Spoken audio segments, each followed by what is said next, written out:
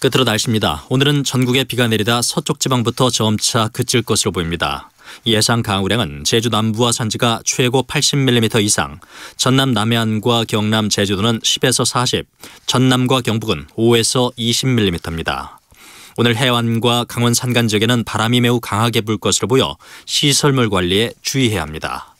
KBS 제1라디오 4시 경제뉴스, 지금까지 아나운서 박노원이었습니다. 4시 10분입니다. KBS.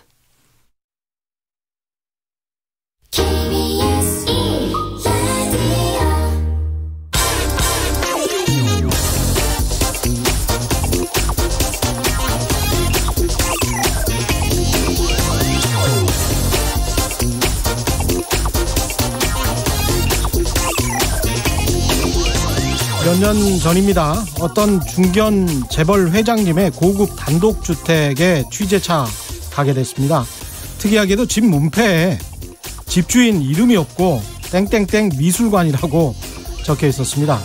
사실 미술관인지 집인지도 잘 구별이 가지 않을 정도로 거대한 정원이 있는 큰 집이었습니다. 왜 자신의 집을 미술관으로 해놨을까요? 세금 때문이었습니다. 자신의 집에 소장하고 있는 각종 미술품들을 가지고 미술관처럼 꾸며놓고 자신은 그 집에서 살면서 고급 단독주택에 부과되는 세금을 내지 않고 오히려 세제상 혜택을 받았다는 이야기입니다. 기발하죠. 요즘엔 국내 금 판매량이 급증하고 미국 달러화에도 자금이 몰리고 있다고 언론이 보도하고 있습니다. 금 판매량이 늘었다고 해서 좀 봐보니까 주요 은행에서 이번 5월 한 달 동안 판 게 100억 원 조금 넘게 팔았나 봅니다. 국내 부동자금이 1000조 원에 육박하고 있는 상황인데요. 한 달 100억, 또 많이 잡아줘서 뭐 200억, 300억, 이게 그렇게 많은 액수입니까? 전혀 그렇게 보이지 않는데요. 그러나 경제 불안감, 공포를 조장하고 싶은 몇몇 언론들에게는 이것도 좋은 기사감이 되겠습니다. 법망의 허점을 이용해서 교묘히 탈세하고 어디 좀 이상하다고 하면 금 사고 달러 사고 미술품 사서 쟁여놓고 그걸로 부증식하거나 여의치 않으면 자식들에게 탈법 증여하겠다. 그런 극소수 부자들의 행태를 감시하고 비판해야 하는 게 언론 아닙니까? 그런데 언론이 경제가 불안하니까 그러는 것 아니냐고 되레 아주 일부에서 벌어지고 있는 일을 마치 일반적으로 모든 부자들이 그러는 것처럼 확대 재생산하면서 그 불안감을 일반인들에게까지 확산시키려고 장난치는 거.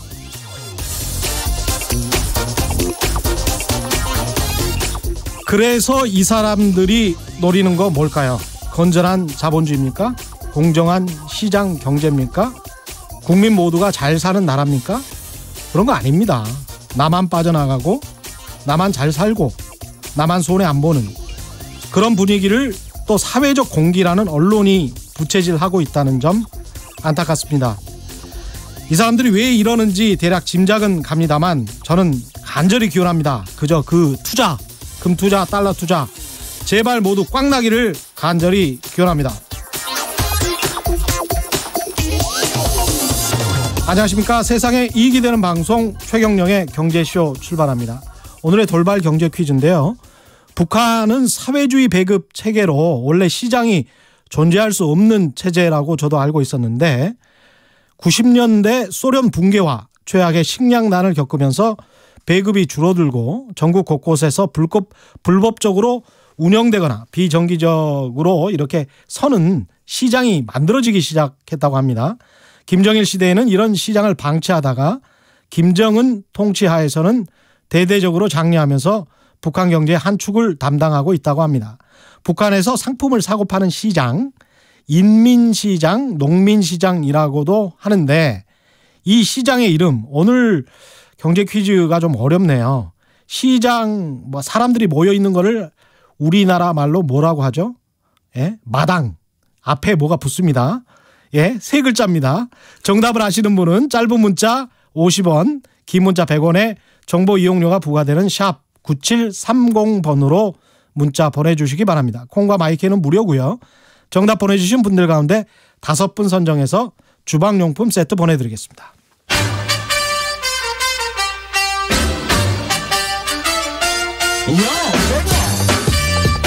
최경영이 원하는 건 오직 정의. 경제 정의를 향해 여러 걸음 깊이 들어갑니다. 최경영의 경제쇼. 예, 의외로 굉장히 좀 정답을 잘 맞추시네요. 정답이 마구 쏟아져 지금 들어오고 있습니다. 오늘 이슈 심화 토론 시간에는 대북 식량 지원과 한반도의 정세 전망에 관해서 알아볼 예정인데요. 지난 2월 말이었죠. 베트남 하노이에서 열린 2차 북미 정상회담이 결렬되고 잘 풀릴 줄 알았던 북미 관계가 교착 상태에 지금 빠져 있습니다. 이번 달 초에는 북한이 단거리 미사일을 발사했고 여기에 대해서 대북 강경파인 미국의 존 볼튼 백악관 안보보좌관이 이 단거리 미사일 발사가 유엔 안보리 결의 위반이라고 말했고 하루 이틀이 지나서 미 트럼프 대통령이 바로 난 북한의 자금 무기들에 불안하지 않다. 김정은 위원장이 약속을 지킬 것이다 라고 이야기했습니다. 정부는 북한의 인도적 차원의 긴급 식량 지원을 하겠다고 했지만 또 북한은 또 대북 식량 지원은 생색내기라며 근본적인 것을 하라고 눈치를 주고 있습니다. 여러 가지 시그널이 동시에 지금 나오는 혼란스러운 상황인데요. 이 분야의 국내 최고 전문가들과 함께 한반도 정세 그리고 북한 경제 문제에 관해서 짚어보는 시간 마련했습니다. 경상대학교 국제지역연구원 통일평화연구센터 원장 겸 소장이신 박종철 교수 나오셨습니다. 안녕하십니까? 예, 안녕하세요. 경상대 박종철입니다. 네, 그리고 인제대학교 통일학부 진희관 교수 나오셨습니다. 안녕하십니까? 네, 안녕하세요. 예, 지금 뭐 이 상황 자체가 어떻습니까? 북한 경제가 우리가 식량 지원을 도와줘야 되는 그런 상황입니까? 식량 지원을 해줘야 되는? 굉장히 절박한 것 같아요. 아, 그래요? 예. 북한이 지난 한 10여 년간 특히 김정은 정권 들어서 식량난이 많이 해결됐었거든요. 예. 근데 그것은 또 운도 좋았습니다. 여러 가지 변화도 있었지만 자연재해가 적었는데 지금 북한의 식량난은 10여 년 만에 최악의 상황을 맞이하고 있는데 아시다시피 작년에 이 폭염이라든가 가뭄 때문에요. 예. 우리도 힘들었지만 북한의 농업에 상당한 타격이 있었거든요. 옥수수 같은 경우는 수정이 안 될 정도로 그 폭염이 문제가 있었고 또 가뭄 피해도 대단히 커서 지금 수확량이 예년에 비해서 필요량이 한 160만 톤이 부족하거든요. 예, 근데 문제는 160만 톤이라는 게 어느 정도 양인가요? 그 160만 톤 총 필요량이 약 650만 톤이라고 북한은 주장하고 있는데 예. 그 정도 필요할 겁니다. 예. 650만 톤에서 160만 톤이 부족하다는 것은 과거 20년 전 많은 굶어 죽는 아사자가 발생했을 때하고 비슷한 양의 부족분이거든요. 다만 이제 시스템의 차이는 분명히 있습니다. 그때는 예. 배급이 없으면 죽어야 되는 상황이었다면 지금은 아까 퀴즈도 나왔지만 예. 장마당에서 사 먹는 시스템이기 때문에 예. 매우 다른데 문제는 사 먹을 수 없는 취약계층들의 문제가 심각하다는 얘기입니다. 그러니까 노인이라든가 어린이, 임산부 이 취약계층들이 문제가 심각해질 수 있어서 예. 특히 지금 5월과 6월이 심각한 춘근기 아니겠습니까? 예. 지금 매우 긴급한 식량 지원이 지금 필요하다 그렇게 볼 수 있을 것 같습니다. 예. 진희관 교수님 말씀해 주셨는데 어떻게 생각하십니까? 박종철 교수님은? 네, 저는 조금 다른 견해를 가지고 있습니다. 이게 북한의 식량 상황이 현재 조금씩은 나아지는 것은 사실인데요. 이제 구조적으로 상당히 부족한 것도 사실입니다. 그래서 이제 북한이 그 정곡하기 전에 필요한 양이 한 520만 톤 정도로 북한 측에서 밝히고 있는데요. 북한 측에서 부족하다고 하는 양 한 50만 톤 정도로 지금 나오고 있습니다.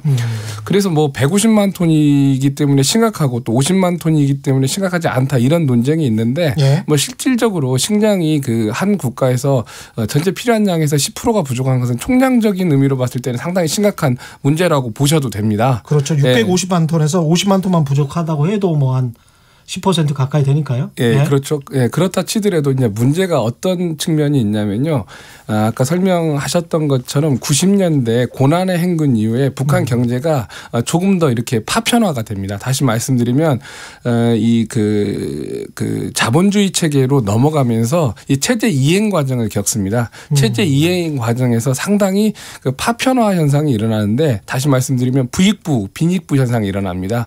평양이라든가 신의주, 나진과 같이 그 부유한 지역이 있고 또 그 현재 지금 북한의 기업과 또 농업 개혁이 굉장히 빠른 속도로 진행이 되는데 성공한 많은 기업의 사례가 나오는데 또 실패한 많은 기업도 나오고 있습니다. 그래서 특정한 지역, 특정한 계층 또 특정한 농장이라든가 특정한 기업에서 지금 공급이 이루어지지 않고 있는데요. 현재는 국가 배급 체계가 평양을 제외하고 많은 부분에서 훼손이 됐는데 이 배급의 체급을 기업이라든가 농장의 지배인들에게 부과가 되고 있습니다. 그렇기 때문에 실패한 곳에 집중적으로 이 상당히 경제 위기 또 이 식량 위기를 겪고 있는데요. 좀 북한 경제 파편화, 이 파편화를 갖다가 이 부추기는 한 요인이 된 게 제재입니다. 예. 제재가 대북 제재. 네, 대북 제재가 되면서요. 이 그 부익부 빈익부 현상, 이 경제 재편 현상이 심화가 되면서 오히려 이제 제재 타겟이 되는 핵과 미사일을 개발하는 계층이 타겟을 받는 것보다는요. 진 교수님도 설명하셨듯이 이 취약계층이 고통을 받는 구조가 되고 있습니다. 지금 박종철 교수께서는 자본주의 체제로 넘어갔다라고 가는 체제 이행기라고 보고 있습니다. 예, 소련이라든가 동유럽도 체제 이행기 이 과정에서 많은 위기를 겪었는데 북한도 상당히 지금 빠른 이 그 개혁이라든가 혁신의 속도에서 성공한 기업과 실패한 기업, 성공한 농장과 실패한 농장이 나오고 있습니다. 그러니까 지금 사회주의 경제라고 보기도 힘든 건가요? 그러면? 제가 볼 땐 자본주의 같아요. 아, 그렇습니까? 이게 식량 사 먹어야 되거든요. 그러니까 안 사 먹는 계층은 이제 군대 120만 군대, 그다음에 노인, 그다음에 뭐 영예 군인, 그다음에 취약계층, 고아들 뭐 이런 계층을 제외하고는 사 먹거든요. 예. 근데 또 신기한 거는 최근에 북한 장마당 소식을 들어보면은 쌀 1kg 가격이 오르지 않는다 그래요. 그러니까 식량이 부족하기 때문에 쌀 가격이 올라야 되잖아요. 예. 못 오르는 이유가 더 심각하다고 지적하시는 분들이 계십니다. 그러니까 달러가 없기 때문에 현금이 없기 때문에 쌀을 살 수 있는 수요가 늘어나지 못하고 있다는 얘기죠. 그러니까 오히려 더 심각한 상황으로 가고 있다. 그러니까 취약계층도 문제고 그다음에 현금도 부족하고 지금 박 교수님 말씀하셨듯이 그 유엔의 제재나 미국의 독자 제재 이런 여러 나라의 제재들이 미치는 영향이 크게 한 두 가지로 나눠서 볼 수 있는데 하나는 그 식량을 증산할 수 있는 비료 생산이라든가 공장 가동 그다음에 에너지 사용 이런 것들이 안 된다. 이게 이제 식량을 많이 생산하지 못하는 이유 중에 하나고 그다음에 또 한 가지는 제재로 인해서 달러가 안 들어가고 있잖아요. 북으로. 예. 특히 그 외국인 노동자들이 대부분 다 올해 안에는 전부 그 퇴거를 해야 되고 이미 계약이 끝난 노동자들은 재계약이 안 되거든요. 그렇군요. 그러니까 외화가 지금 안 들어가고 계속 그 줄어들고 있는 상황이단 말이에요. 그러니까 북한 내부의 가용 자산이 굉장히 지금은 적어져 가고 있는 그러니까 디프레션이 나올 수 있는 가능성이 매우 높은 상황에서 그렇군요. 그러니까 배급을 받아야 되는 사람들도 심각한 위기지만 사 먹을 수 있는 사람들의 어떤 자본 능력도 상당히 줄어들고 있는 그러니까 박 교수님 말씀대로 자본주의로 이행해 나가는 그런 과정에서 구매 행위가 이루어져야 되는데 그것조차도 위축받고 있어서 더 엎친 데 덮친 격으로 설상가상이 아닌가. 지금 말씀하신 것들을 정리해 보면 물자도 부족하고 디플레이션 현상도 조금 있고 지금 말씀은 안 하셨지만 사실은 그 안에서 이렇게 양극화가 심화되고 부익부 빈익빈이 일어나고 취약계층이 이렇게 대두가 됐다면 안에 부패도 굉장히 심할 거다라는 생각이 들 수밖에 없습니다. 예, 이게 체제 이행 과정에서 나타나는 이제 상당히 유사한 현상 중에 하나가 대부분 이제 양극화가 나타나는데요. 북한도 평양이라든가 뭐 이런 경우는요, 한 구역마다 현재 우리나라의 마트와 같은 이 상당히 좋은 마트와 같은 곳에서는요, 북한의 좋은 물건이나 여러 나라의 좋은 상품들 이 보니까는 세계적인 명품들도 거래가 되고 있습니다. 아, 그래요? 이러한 부유층이 있는 반면에 또 그 이 농촌 지역이나 산간 지역에서는요 자연재해를 입어가지고 상당히 식량 문제가 위기에 빠진 것도 현재 나타나고 있습니다. 이러한 현상이 동시에 나타나기 때문에 이제 제가 이렇게 연구자들을 만나 보면은요 평양이나 신우주를 조사하는 연구자들 같은 경우에는 북한 상황을 비교적 나쁘지 않게 보는 경향이 있고 또 반대로 이제 일부 언론 매체에서 북한의 이제 농촌이나 어촌 또 이제 산간을 조사하는 분들 같은 경우에는 상당히 위기를 갖다가 심각하게 보는 이렇게 서로 어떤 대상을 면담하느냐에 따라서 상당히 다른 주장을 현재 하고 있는 상황입니다. 그렇군요. 우리랑 거의 비슷한 현상이 벌어지고 있는 거 보니까 자본주의 경제 체제가 맞네요. 아까 부패 말씀하셨는데 뭐 사람 사는 데는 어디나 다 그게 있고요.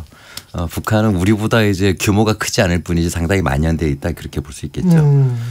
예를 들면은 뭐 지금은 뭐 농번기인데 지금도 사실 지금 북한이 올해도 지금 걱정인 게 올해 지금 봄 가뭄이 심각하거든요. 북한 지역에. 지금 우리도 지금 가뭄이 많이 이제 심각하다가 오늘 비바람이 좀 쳤습니다마는 그래서 지금 스위스에서는 양수기를 지원하는 걸 좀 준비해서 보내는 걸로 지금 그렇게 알고 있는데요. 봄가뭄이 매우 심각한데 지금 모내기가 제대로 안 되고 있는 모양입니다. 그러니까 모내기도 그렇고 밭작물도 상당히 많이 타 들어가는 그런 경우들도 있는 것 같고 그런데 그 와중에도 또 뭐 크든 작든 부정부패들은 일어납니다. 예를 들면은 지금 자본주의화 되고 있으면서 장마당이 매우 활성화되다 보니까 장마당이 뭐 공식적으로는 500개지만 실제로는 몇천 개가 된다라고 지금 얘기를 하고 있는데 일반적인 그 여성들 같은 경우에는 장마당에서 장사하지 않으면 안 되는 그러다 보니까 어떤 일이 생기냐면은 모내기철에는 모내기에 전부 동원이 되잖아요. 그런데 장마당에서 장사를 해야 되기 때문에 못 가지 않습니까? 그러면 이제 거기서 부정부패도 일어납니다. 그냥 장마당에서 장사를 해버리는 거군요. 뇌물을 바치고 안 가는 경우. 그다음에 협동농장에 가서도 거기서 약간의 뇌물을 내고서는 다시 장마당에 가서 장사하는. 그래서 여러 가지 뭐 복합적으로 그 자본주의 이행 과정에서 나타나는 그런 뭐 부패라든가 이런 현상들도 있는 것으로 그렇게 보고되고 있는 것 같습니다. 이게 뭐 그러면은 내부가 거의 컨트롤이 안 되는 상황입니까? 그런 측면에서는? 그렇다고 치더라도요.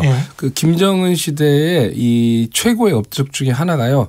이 그 조직을 갖다가 재생해 내는 것입니다. 그러니까는 그 김정일 시대의 특징이라고 하면은 그 김일성 주석이 사망을 하고 나서 북한 경제가 붕괴되는 원인 중에 하나가 이 총량적인 의미에서 식량 위기라는 측면도 있겠지만 또 하나는요. 이 당시에 굉장히 이제 불안하죠. 사회주의 국가들이 많이 붕괴를 했기 때문에 90년대요. 그러면서 이 많은 부패들의 이 간부들의 부패가 있었습니다. 그러니까 위기에 처하니까는 자기 집 창고에다가 식량을 이제 쟁여놓는 현상이 일어났습니다. 그래서 이러한 현상들이 위기를 심화시켰는데 그러면서 북한 사회 전체가 붕괴가 되는 현상이 일어났습니다. 그런데 지금 김정은 위원장 시대에는 이 여성 조직이라든가 농민 조직, 이 노동자 조직, 청년 조직들이 모두 조금 재생이 되면서 이 통치 능력이 어느 정도는 나아지고 있습니다. 그런데 이제 전반적으로 사회 통제 능력은 나아졌지만은요 경제 문제에 있어서만은요 굉장히 그 자본주의로 넘어가는 이런 구조를 가지고 있습니다. 또 특히 이제 경제 분야에 있어서는요 그 작년만 하더라도 이 기업의 그 국가 부분의 이 그 계획 경제를 한 50만 건 이상을 갖다가 다 그 폐지를 해버렸습니다. 다시 말씀드리면 뭐 도로, 철도 뭐 그 탄광이라든가 철광 이러한 국가의 인프라 산업을 제외하고 대부분의 산업을 갖다가 기업에 맡기는 이러한 그 이 개혁 조치를 현재 하고 있는데 이러한 개혁 조치가 한편으로는 이제 사회적인 통치 능력을 높이지만은 경제 분야에 있어서는 상당히 파편화하는데 기여를 하고 있지 않나 이렇게 보여집니다. 이런 상황에서 우리가 북한에게 식량 지원을 한다는 것은 북한 경제에 어떤 의미가 있을까요? 지금 일단 북한은 굉장히 지금 위급한 상황이다라고 북한 당국도 판단을 하는 거 아니겠습니까? 그러니까 유엔 주재 그 대표가 148만 톤의 식량이 부족하다라고 이제 유엔에 요청을 했고 그래서 유엔 세계 식량 계획이 조사해 봤더니 그 지원 분량을 제외하면 적어도 136만 톤이 부족하다 이제 이런 결론이 내린 건데. 지금 우리가 지금 식량 지원하는 것에 대해서는 뭐 많이 보도가 됐습니다만 북한이 거기에 대해서는 별로 이렇게 반갑게 반응을 보이고 있지는 않죠. 생색내기 우롱말라 뭐 이렇게. 네네 그렇게 얘기를 하고 있고 별로 이렇게 또 우리가 지금 뭐 큰 금액을 지원하고 있지는 않죠. 지금 800만 불 정도만 지금. 800만 불이요? 네, 800만 불 정도만 지금 보내는 것으로 그것도 유엔을 통해서 보내는 거죠. 그렇죠. 그러니까 지금 우리가 뭐 생색내면서 보내는 것도 사실 지금 없고요. 근데 이제 북한이 원하는 거는 남한은 지난 그 판문점 선언이라든가 그리고 평양 공동 선언에서 약속한 것처럼 여러 가지 그 경제 협력을 적극적으로 좀 해달라. 약속을 좀 잘 이행해달라. 여기에 이제 포인트를 두는 것이고 식량 문제는 유엔을 통해서 해결하겠다라는 게 북한의 입장인 것 같아요. 그래서 지금 우리가 식량 지원하는 그 액수는 800만 불이죠. 아주 적은 많지 않은 그 금액입니다만은 어쨌든 아까 모두에 말씀드렸듯이 지금 굉장히 시급하거든요. 지금 북한의 취약계층을 빨리 지원하는 게 필요하기 때문에 그리고 필요한 만큼의 지원량이 아직은 유엔의 발표에 따르면 아까 말씀드린 대로 140만 톤 가량 필요한데 20만 톤밖에 지금 안 된단 말이에요. 그러니까 어쨌든 빠른 시간 안에 그 지원은 필요하기 때문에 우선 그 뭐 적은 금액이지만 그런 지원은 뭐 적합한 게 아닌가 그런 생각이 듭니다. 인도주의적 측면을 말씀을 하셨고요. 어떻게 보십니까, 박 교수님? 네. 예, 일단은 이제 뭐 북한만이 아니라 이제 거버넌스가 좀 나쁜 나라의 일반적인 현재 특징이 이제 부익부 빈익부 현상이지 않습니까? 네. 그래서 이제 그 북한의 일부는 지금 식량이 부족하지 않은 거고 또 많은 지역에서는 식량이 지금 위기에 있는데요. 이런 지역을 예를 들어서 뭐 이렇게 이런 논리로도 가능합니다. 왜 북한 정부가 해결해야지 국제사회가 해결을 하느냐? 근데 똑같은 논리로 이것은 이제 남미라든가 동남아시아라든가 동유럽이라든가 이건 상당히 공통된 현상입니다. 이런 인도주의적인 위기를 갖다가 그 국가가 해결하지 못할 때는요, 그냥 국제적인 개입이 보통 있습니다. 이제 그러한 방식으로서 이제 한 가지는 국제기구라든가 국제 NGO를 경유해가지고 우리 정부가 이제 일부 자금을 갖다가 출자하는 형태인데요. 이것만이 옳으냐라고 했을 때는요, 그 인도주의적인 지원을 봤을 때 우리가 한 두 가지 정도를 생각할 수가 있습니다. 하나는 일방적으로 우리의 입장에서 지원을 하는 방식이 있습니다. 예. 이것을 일명 이제 선교사용 원조라고 해가지고는 상대편, 그러니까 받는 쪽의 입장을 고려하지 않고 우리의 입장에서 지원을 하면서 많은 문제가 있었습니다. 예를 들어서 아프리카에 그 양떼를 갖다가 그 이 방목을 하는 지역에다가 가난하니까 양떼를 갖다가 왜 너희는 100마리만 사육을 하느냐? 우리가 1000마리 사주겠다. 그리고 나서 이 목초지가 파괴가 되는구나. 네. 이러한 선교사용 원조가 있고 또 하나는요, 북한의 수요하고 우리의 공급을 갖다가 서로 협의하면서 정확하게 이 그 거버넌스와 모니터링 능력을 갖다가 높여야 되는 이런 방법이 있는데 현재 우리가 그런 것들을 하지 못하는 것 같습니다. 그렇군요. 또 하나는 국제기구에 위탁하는 것은 상당히 좀 한 축으로 보면 편의주의적인 사고입니다. 예, 우리도 상당히 인도주의적인 NGO라든가 또는 기업이라든가 언론이라든가 학계라든가 다양한 그 이렇게 지원을 할 수 있는 네트워크가 있는데도 불구하고 현 정부가 평화로운 그 한반도 구상을 함에도 불구하고 이러한 조직들 사이에 협력이 부족했기 때문에 어떤 지역에서 어떠한 식량이 부족한지 우리가 구체적인 데이터를 가지고 있지 못합니다. 그래서 긴급한 상황이기 때문에 국제기구를 통해서 일부는 원조하더라도 일부는 우리 정부라든가 우리의 뭐 NGO 또 시민단체가 직접 북한과 협상을 할 수 있는 방법도 같이 고려해야 되지 않을까라고 생각이 됩니다. 네, 거기에 좀 덧붙이면 저도 이제 동의하면서 그 유엔에 우리가 유엔을 통해서 지원하는 것도 상당히 긍정적이라고도 볼 수 있는 것이요. 그 세계 식량 계획을 통해서 지금 지원하지 않습니까? 그 WFP 세계 식량 계획은 평양에 사무국이 있습니다. 그리고 이번에 북한의 식량 부족분에 대해서 이 세계 식량 계획에서 전부 조사를 해서 내린 결론이 136만 톤이거든요. 그러니까 전 지역에 대한 일종의 조사 모니터링이 다 된 상태거든요. 그렇기 때문에 이 기구를 통해서 지원했을 경우에는 취약 계층과 취약 지역을 제대로 타겟팅해서 지원할 수 있다는 그런 장점이 있기 때문에 그러니까 유엔을 통한 지원도 상당히 긍정성은 있다 그렇게 볼 수 있을 것 같습니다. 그 여기에서 돌발 경제 퀴즈 한 번만 더 내드리고 가겠습니다. 오늘의 돌발 경제 퀴즈는 아까 사실은 진희관 교수님이 슬쩍 말씀을 하셨어요, 모두에. 그래서 많은 분들이 지금 계속 같은 정답을 보내주고 계신데 그거 맞습니다. 북한은 사회주의 배급 체제로 원래 시장이 존재할 수 없는 체제인데 90년대 소련 붕괴와 최악의 식량난을 겪으면서 배급이 줄어들자 전국 곳곳에 불법적으로 운영되거나 비정기적인 이런 시장이 만들어지고 있는데요. 북한에서 상품을 사고 파는 시장, 인민시장, 농민시장이라고 하는 이 시장의 이름은 무엇인지 정답을 아시는 분은 짧은 문자 50원, 긴 문자 100원에 정보 이용료가 부과되는 샵 9730번으로 문자 보내주시면 됩니다. 콩과 마이크는 무료고요. 정답 보내주신 분들 가운데 5분 선정해서 주방용품 세트 보내드리겠습니다. 북한이 원하는 거는 이 식량 지원보다 특히 남측에 원하는 거는 우리 정부에 원하는 거는 식량 지원이 아니고 경제 협력 아닌가 이런 말씀하셨습니다. 그런데 그 경제 협력이라는 게 구체적으로 이제 판문점과 평양 공동선언에 나온 그 경제 협력이라는 게 구체적으로 뭘까요? 뭐 여러 가지가 있죠. 뭐 철도도로 연결과 뭐 현대화도 있고 그다음에 기존에 중단된 사업을 이어나가는 것도 있는데 지금 북한이 무엇보다도 강조하는 것 그리고 지난 신년사죠. 1월 1일 김정은 국무위원장 신년사에서 얘기했던 대가 없이 조건 없이 하자는 개성공단과 금강산관광 사업. 이거는 이제 김정은 위원장이 특별히 강조한 사업이기 때문에 북한은 여기에 대해서 상당히 중요하게 생각할 거라고 보여집니다. 그런 측면에서 그동안 우리가 개성공단을 지금 유엔 제재 상황에서 금강산도 그렇습니다만 하질 못하잖아요. 그렇죠. 하질 못하는데 할 수 있는 게 있거든요. 있습니까? 할 수 있는 게 뭐냐면 예를 들면은 개성공단의 입주기업이 124개였잖아요. 이 사장단들이 개성을 방문하겠다고 했는데 그동안 8차례나 우리 정부가 승인을 못 해줬어요. 이번에 9번째 드디어 승인을 했거든요. 그런데 놀라운 것은 사람이 북을 가는 거는 제재 대상이 아닙니다.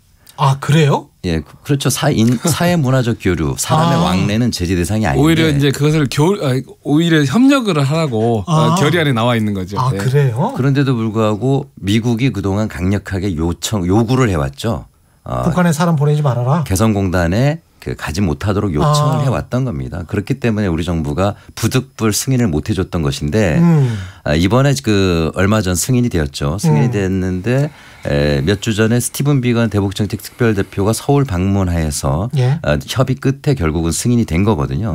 그래서 굉장히 이게 중요한 의미를 띠고 있는데 한미 간에 제재 내용이 아닌 것들은 이제 앞으로는 할 수 있다는 하나의 신호로 볼 수 있을 것 같습니다. 그렇게 본다면 금강산 관광이나 다른 부분들도 여러 가지 방법들이 있는데요. 예를 들면 금강산이 안 되는 가장 중요한 이유는 합작 사업에 대해서는 유엔 결의안에서 못하도록 제재하고 있거든요. 그렇기 때문에 금강산이 가장 어려운 것이고 그다음에 대량 현금이 가는 거. 그렇죠. 이게 문제가 있는데 북한 관광만 하는 거는 그건 제재 대상이 아닙니다. 아 그래요? 지금 북한의 중국인 관광객들이 엄청 늘어나고 있어가지고 지금 북한이 지금 호텔 손질하고 확장하느라고 굉장히 지금 바쁘다고 하거든요. 그러네요. 그러니까 우리가 북한을 관광하는 건 할 수가 있어요. 그러니까 예를 들면은 개성관광 같은 경우에는 그것도 같이 금강산이랑 같이 중단됐습니다만 그건 합작 사업이 아닐 수도 있거든요. 그런 또 다른 루트를 통해 가지고 기존의 남북이 중단됐던 사업들을 하나씩 불씨를 살려나가는 그런 의지를 좀 관철시켜 나갈 필요가 있지 않겠는가. 이제 북한이 요구하는 건 바로 그런 데 있는 것 같고요. 우리 정부도 미국과 그 부분에 대해서 적극적으로 지금 협의를 해나가고 있는 게 아니냐. 그 중에 하나의 성과가 바로 개성 입주기업 사장님들의 개성공단 방문이 실현된 게 바로 그게 그런 의미가 있는 게 아니냐 보여집니다. 근데 국내 비판 세력도 굉장히 많을 것 같고요. 북한의 사업을 다시 재개하겠다라고 하면 북한의 퍼주기 아니냐. 당장 야당에서도 또 보수 언론에서 그렇게 나올 가능성이 굉장히 높은데 국내의 반대 세력과 그다음에 미국의 승인을 얻는다는 게 그렇게 만만치는 않을 것 같습니다. 이제 정치적이고 또 이게 이제 프레임 싸움인 거지. 제가 보기에는 경제적인 문제는 아닌 것 같습니다. 아, 그래요? 예를 들어서 이제 우리나라에 이제 많은 비싼 토지값이라든가 인건비 때문에 한계 기업이 돼가지고 해외로 나가는 기업들이 많이 있습니다. 그렇죠. 북한은 반대로 자본이라든가 좋은 기술이 없습니다. 이거 단순하게 멀리 남미로 간다거나 동남아로 가기 전에 북한과 우리가 협력을 하면요 외국으로 나가는 시간을 갖다가 굉장히 늦출 수가 있습니다. 사실상은요. 우리 경제도 상당히 좋다. 사실은 민주정부 노무현 정부 시대에 이제 북한의 내륙에도 많이 우리가 투자를 했습니다. 평양이라든가 남포라든가 개성 지역 개성공단 이외에도 많은 투자를 했는데 그 기업들이 굉장히 큰 이익을 받습니다. 그리고 개성공단 협의회도 사실은 개성공단 기업들도 많은 이익을 봤기 때문에 이제 그분들의 논리를 들어보면은 우리가 과연 퍼주기였는가라고 했을 때 굉장히 퍼오기가 많았다라는 논리도 있거든요.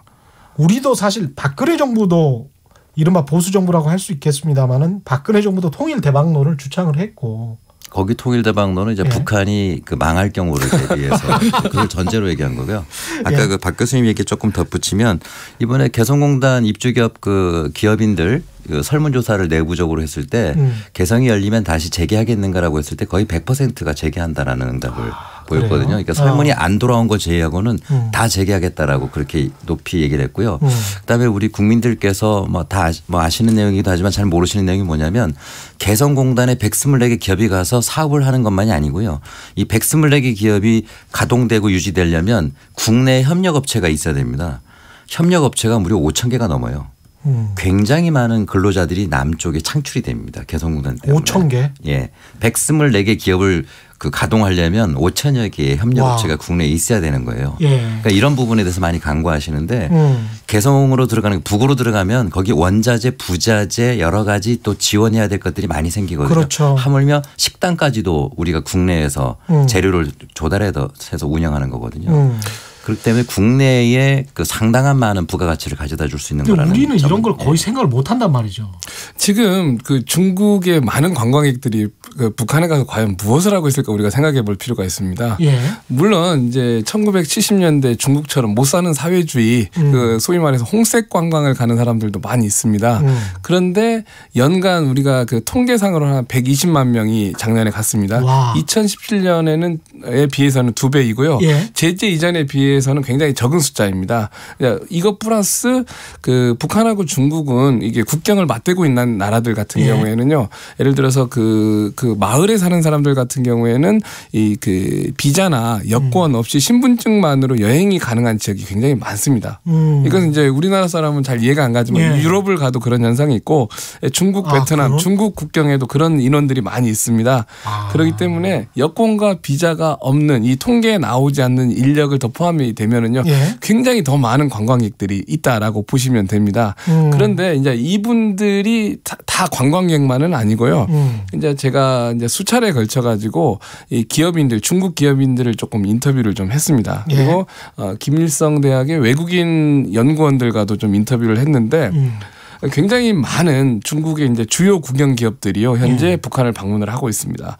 국영 기업의 이제 회장 사장들이 가면 그 다음에 이제 실무자급인 과장 국장들이 가겠죠. 이게 무엇을 의미하느냐? 이제 제재 이유를 현재 보고 있는 것 같아요. 예, 그래서 현재 그 아까 설명하셨듯이 북한으로 대량 현금이 들어갈 수는 없습니다. 그렇기 때문에 투자는 불가능한 상태입니다. 예. 그러나 투자를 위한 이 MOU 체결은 자유입니다. 그다음에 투자를 위해서 선입금을 일부 지급하는 건 괜찮습니다. 돈을 지급하는 방식은 아닙니다. 입도 선매를 해놓을 입도 선매를 무엇으로 하느냐. 예, 유엔 결의안에 따라서 돈을 지원하는 게 아니라 결의안 내에 있는 물건이 현재 많이 들어가고 있습니다. 그렇군요. 그래서 이제 북한 내부에 수입하고 수출의 무역량 차이가 나는 이유 중에 하나가 이러한 계약 조항에 나중에 제재 이후에 일정 부분 중국 측의 투자를 갖다가 보장하는 장치들을 중국이 가지고 있습니다. 그렇군요. 그럼 제재 이후에 제재가 해제된 이후에 우리 기업들이 어떻게 될 것인가는 전략적으로 굉장히 판단을 해볼 필요가 있습니다. 잘못하면 우리만 뭐 닭 좋던 뭐 강아지 꼴 날 수도 있겠습니다. 박 교수님 말씀대로 네. 중국이 저렇게 기민하게 지금 움직이고 있다는 말씀인데 그러니까 북이 원하는 게 바로 그런 거거든요. 우리 중소기업들이 그동안 개성을 통해서 투자를 했었던 것도 사실이고 매우 성공적으로 잘 됐었고 앞으로 그것도 재개되는 걸 바라지만 사실 북이 원하는 것은 중소기업만이 아니라 대한민국의 굵직한 대기업들이 북한에 좀 투자해 주기를 절실히 원하고 있는 거 아니겠습니까?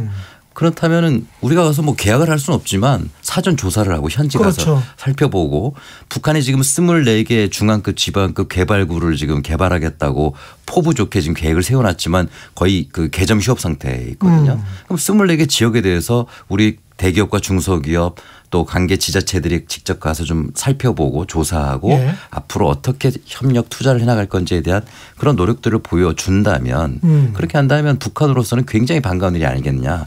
그리고 그런 우리 대기업이나 중소기업들이 북한에 퍼주려고 가겠습니까?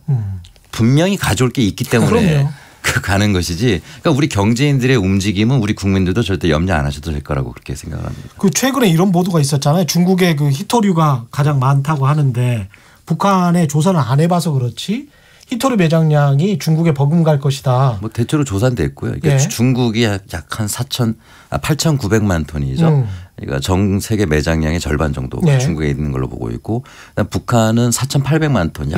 전 세계 매장량의 한 27% 정도가 북한에 있는 걸로. 그렇죠. 그런데 이건 이제 북한의 주장이고 그 외에 많은 나라들의 평가에도 4,800만 톤 아니더라도 적어도 2,000만 톤 이상의 엄청난 고질의 히토류가 있는 것으로는 다 공유를 하고 인정을 하고 있거든요. 그래서 지금 북한은 좀 캐내지 못하고 있는데 히토류를 만약에 개발하게 된다면은 이제 전 세계 히토류 시장이 이제 지각 변동이 일어나게 그렇죠. 되는데 지금 유엔 결의안의 히토류는 제재 대상입니다. 좀 그렇게 근데 자원 문제에 있어서는요. 이제 네. 우리나라가 대체로 이제 수출을 통해 가지고 예, 경제가 부흥한 국가인데요. 이러한 나라들의 특징이 많은 자원을 해외에서 수입합니다. 예, 뭐 이게 히토류가 아니더라도 예. 철이든 석탄이든 우리가 막대한 양을 수입을 하는데 예, 그 먼 지역에서 원거리 수송을 하는 것보다 우리가 북한을 개발을 해가지고 그렇죠. 공동으로 개발을 한 다음에 예, 우리가 가져와서 가공을 하는 게 가장 손쉬운 방법이기도 합니다. 예. 지금 최경영의 경제쇼 대북 식량 지원과 북미 관계 등에 대해서 박종철 경상대 교수 그리고 인제대 통일학부 진희관 교수와 함께 얘기 나누고 있습니다. 관련해서 지금 문자가 600~700개에 달하고 있는데요. 엄청나게 많은 문자가 오늘 특히 오고 있습니다. 북한 문제 관심이 굉장히 많으시군요. 청취자 여러분께서. 식량 지원 등에 관해서 청취자 여러분들의 의견이 정반대로 지금 나뉘고 있습니다. 국군님이라고 닉네임을 정해주신 분은 식량 지원해 주다 보면 결국엔 우리 의견 따르게 되어 있습니다. 서둘러 지원해야 합니다. 이렇게 말씀하셨고요. 정민호님은 북한 정권이 밉지 주민들이 밉냐. 인도적 지원은 미국도 하는데 우리 헌법에 북한은 우리 땅이고 수복해야 하는 땅이라고 해 있으니까 지원해 가면서 관리하는 게 맞다. 이런 말씀 해 주셨고요. 2250님은 핵을 안 만들기로 약속한 거는 안 지키고 북한이 안 지킨다는 말씀이죠. 쌀 지원은 약속대로 하라는 건 이치가 맞지 않다. 이렇게 말씀을 하셨고요. 김미성님은 인도적 차원에서 북한 주민을 생각하면 쌀 지원을 해야 마땅하지만 핵 포기를 안 한 상태에서 지원을 한다는 건 생각을 해봐야 한다. 근본 문제부터 풀어야 한다. 이런 말씀을 해 주셨습니다. 결국은 북핵 문제 그리고 북미 관계에 달려 있는 것 같은데 어떻게 전망하십니까? 전망을요? 예. 평가와 전망을 좀 같이 좀 해 주십시오. 저희가 한 10분 정도 남아 있습니다.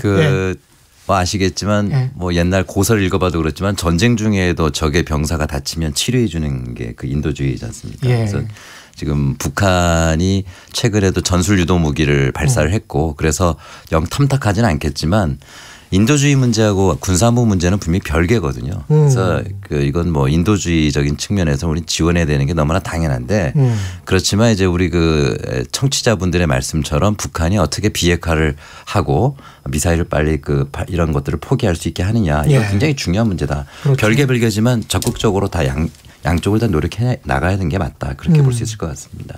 쉽지 않네요.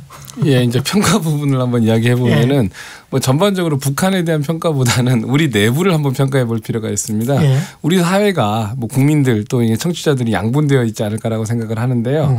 이 대화파들의 특징이 어떤 거냐면요. 대화파. 예. 북한과 협상을 통해서 그 비핵화를 실현하려고 하는 사람들의 특징이 어떤 거냐면요. 북한이 경제적으로 어느 정도 나아지고 있기 때문에 그러한 자신감을 바탕으로 해가지고 미국과의 본격적인 그 비핵화 평화 협상에 나섰다. 만약에 미국이 제재를 강화할 경우에는 버틸 수 있는 여력이 있다. 이렇게 예. 주장을 하고 있습니다. 근데 현재 식량 위기 상황에 대해서는 이제 요 대화파들의 입장이 대체로 북한의 식량이 굉장히 위기 상황이다. 위기론을 또 강조하는 이런 모순된 발표를 하니까요.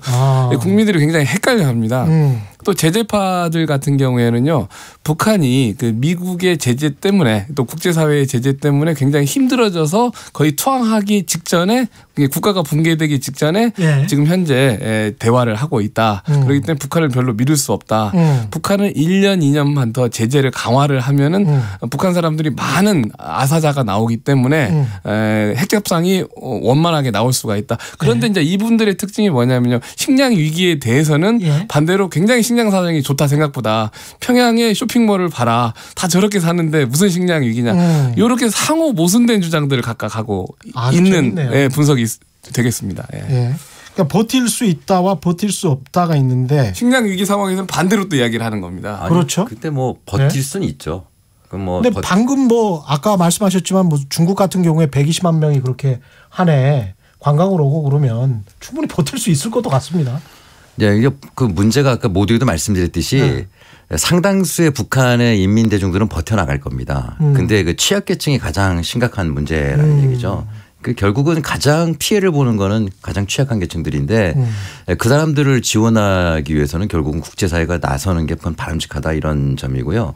북한의 지금 경제 시스템은 20년 전에 제2의 고난의 행군 시기 100만 명 이상이 굶어 죽었던 그때하고는 굉장히 다릅니다. 1인당 GDP도 그때랑 벌써 한 3배 차이가 나거든요. 아, 그렇게 많이 지금 들었어요? 뭐 최근에 그런 재미있는 공법으로 야간에 불빛이 얼마나 있는가 가지고 1인당 GDP를 계산하는 방법으로 계산했더니 약 1인당 GDP가 1,400불 정도라고 그렇게 나왔다고. 그래서 1,400불 밖에 안 나왔다라고 얘기하는데 과거에 비하면 굉장히 높은 거거든요. 1,400불이면은 캄보디아, 미얀마 이런 정도 수준이고 중앙아시아로 치면 우즈베키스탄 수준이거든요. 그런데 실제로 지금 북한의 그 경제 소득은 그 정도로 되는 걸로 보여지고 있고 그래서 매우 힘든 건 사실이지만 대한민국 전자제품 1년에 하나 두 개 정도는 구입할 수 있는 구매력을 갖춘 나라로 바뀌는 건 틀림이 없어요.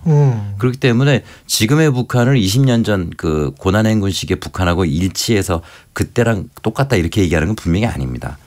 경제에 있어서 위기는 하나의 기회이기도 합니다. 고난의 행군이라는 위기 시기에 상당히 북한에 많은 돈주들이 출연을 했습니다. 이게 어려운 시기에도 이 재벌들 돈주들이 출연했듯이 지금 북한 경제가 성장을 하는 과정이지만은요 거꾸로 경제가 재편하는 과정에서 취약계층이 굉장히 많이 나오고 있습니다. 진혁 교수님 말씀하신 대로 2018년 작년 한 10월쯤에 그 일본의 교도통신하고요 그 일본 그 평양에서 조선사회과학원 경제연구소 리기성 그 교수가 대담을 한 내용을 보면은 북측이 주장하는 게 지금 한 GNP가 1,400불 정도로 주장을 하고 있습니다. 2010년 김정은 체제가 출발을 할 때는 한 1,000불 정도로 이렇게 자기들이 설명을 하면서 약 연 5% 정도 경제 성장을 하고 있다. 근데 청량 성장이 5%면 굉장히 이제 중등 정도의 상당히 빠른 속도의 성장을 함에도 불구하고 이 과정에서 우리도 잘 한번 생각해 볼 필요가 있습니다. 우리가 그 강남에 아파트를 짓고 산업화가 굉장히 빠른 시기에 똑같이 뭐 광주 대단지 사건과 같은 이 빈익부 부익부 현상이 굉장히 심화가 됐는데 현재 이제 북한도 그러한 현상의 초기 국면이 되는 것으로 이렇게 분석이 됩니다. 이러한 길은 중국과 베트남의 개혁 개방에서도 상당한 유사한 현상이 있었고 우리도 그러한 경로를 겪었다고 보시면 되지 않을까라고 생각이 듭니다. 지금 이 상황에서 강대강으로 북한과 미국이 서로 버티기를 하면 북한은 취약계층에 가장 큰 타격을 입고 우리 기업들 같은 경우는 투자 기회를 잃어버릴 수도 있는 우리 경제로서도 굉장히 좀 안타까운 상황이 될 수가 있겠습니다. 그래서 앞으로 한 5년 10년 되면 결국은 중국에게 상당 부분이 다 넘어가게 되는 그런 상황이 될 수도 있겠네요. 그렇죠. 그렇게 볼 수가 있고요. 그래서 저희가 볼 때는 올 하반기가 굉장히 중요하지 않는가. 물론 이제 김정은 위원장도 신년사에 지난 4월 12일 시정연설에서 밝혔듯이 미국에게 다른 계산법으로 올해 안에 대화 제의를 한다면 응할 용의가 있다 이렇게 얘기했잖아요. 올해를 그 시점으로 정한 것도 굉장히 의미가 있는 부분인데 그 이야기는 뭐냐면 미국에게 이제 최후 통첩을 하는 거죠. 그다음에 그 5월 4일과 5월 9일 날 그 전술 유도목이 발사한 거는 그것도 최후 통첩 안에 그 행동으로 나타나는 형태라고 그렇게 보여집니다. 올 하반기에 뭔가 액션을 지금 요구하고 있는데 이런 과정들을 보면은 지난 그 하노이 2월 달 하노이에서의 불발 이후에 미국이 적극적인 액션을 보이지 않은 것으로 보여져요. 거기에 대한 불만을 지금 북한이 얘기한 것이고 그렇다고 한다면은 올 하반기 이제 올 여름이 아마 그 분기점이 되지 않겠나 싶은데 미국의 어떠한 액션이 나오지 않는다면 올해가 지나버릴 경우에는 내년에는 북한이 도발로 나올 가능성이 분명히 높다. 그럴 가능성이. 그렇다고 본다면은 미국이 가장 싫어하는 ICBM하고 SLBM 그 잠수함에서 발사한 뭐 이런 걸 실험할 가능성이 높아지겠죠. 근데 이런 걸 누구나 원하지 않지 않습니까? 그렇죠. 그렇다고 한다면 올 여름부터 올 하반기에 훈풍이 부느냐 아니냐 이게 굉장히 중요하다. 굉장히 중요하군요. 한반도 우리에게도 굉장한 중요한 그 시점이 아닌가. 미국은 당장 내년이 뭐 대선이니까 대통령 선거니까 그렇게 뭐 SLBM이나 ICBM 뭐 발사해버리면 트럼프 대통령은 뭐 외교적인 업적은 거의 없게 되는 그런 상황이라서 또 반대로 해석할 수도 있는 거죠. 아, 그럴 경우에 이제 그 미국의 이제 보수층의 표결집이 있기 때문에 꼭 그 보수에게 나쁘다고 볼 수는 없는 거죠. 보수의 결집을 통해서 재선이 될 수 있기 때문에요. 최대한 그 평화 세력들을 미국 내에서도 결집을 시키는 방식을 써야 되는 거죠. 그다음에 그렇군요. 북한 입장에서도 현재 군부에 어느 정도 불만은 있을 거라고 보여집니다. 그렇기 때문에 이제 말씀하신 대로 이제 북한에서 단거리 미사일 실험을 한 것 같은데요. 이것은 이제 유엔 결의안 위반은 하지 않은 겁니다. 예. 그러니까는 미국과 한국의 신경은 거슬리지 않으면서 이제 미국과 한국이 대화를 하지 않을 경우에는 우리도 이런 노선으로 가는 거에 대한 경고는 준 것 같아요. 메시지를 주고. 네, 그리고 트럼프 대통령하고 문재인 대통령이 이거에 대해서 부정적인 반응이 아니라 대화의 메시지로 받아들이는 신호는 제대로 포착을 한 것 같습니다. 그렇군요. 앞으로 북미 관계 전망이나 이런 거를 짧게 한 10초 정도씩만 요약해서 좀 말씀해 주실 수 있을까요? 네. 그 늦어도 아마 6월달 G20 회의가 열리게 되면은 그 한미 정상회담이 열릴 것으로 그렇게 지금 예측들을 하고 있지 않습니까? 그러니까 한미 정상회담이 앞으로 한반도 문제를 풀어나가는 데 있어서는 굉장히 중요한 분수령이 될 것 같습니다. 한미 정상. 거기에서 성과가 생긴다면 올 가을에는 훈풍이 불 수도 있다. 그런 전망을 해볼 수 있을 것 같습니다. 네, 우리 문제이기 때문에 우리 정부, 기업, NGO, 지자체, 학계 모두가 북한 문제에 좀 집중을 할 필요가 있는데요. 그래야만이 좋은 결과가 나온다. 간단하게 이렇게 생각을 합니다. 네, 지금까지 박종철 경상대 교수와 인제대 통일학부 진희관 교수와 함께했습니다. 두 분 오늘 감사합니다. 지금까지 세상의